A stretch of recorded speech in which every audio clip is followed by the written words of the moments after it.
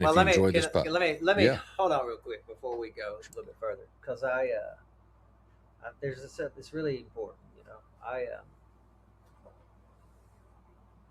there's a there's actually a sentiment that I've witnessed that can be a really big part of the spiritual community, um, and there'll be this idea that like real healing takes place in community, like in relationship, right? Okay, that's fine, um, but that is just very prescriptive, right?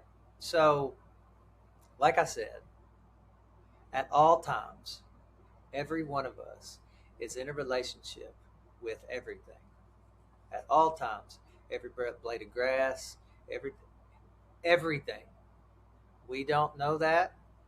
I'm not saying I walk around it, but that's the truth of the way this experience is for us. That's the truth. So we're always in a relationship. We're always in an evolving relationship with ourselves.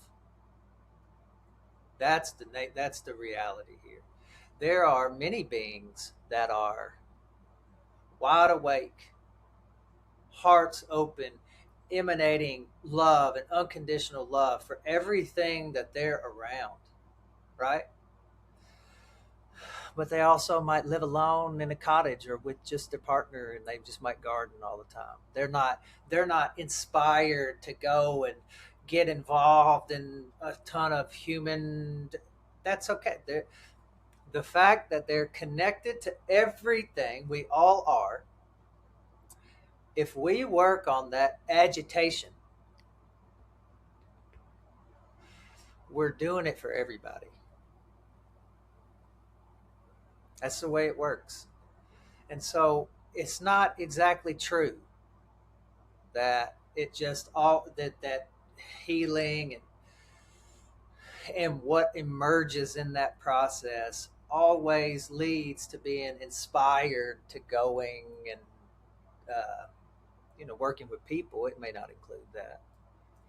You know what I'm trying to say? But it mm-hmm. can.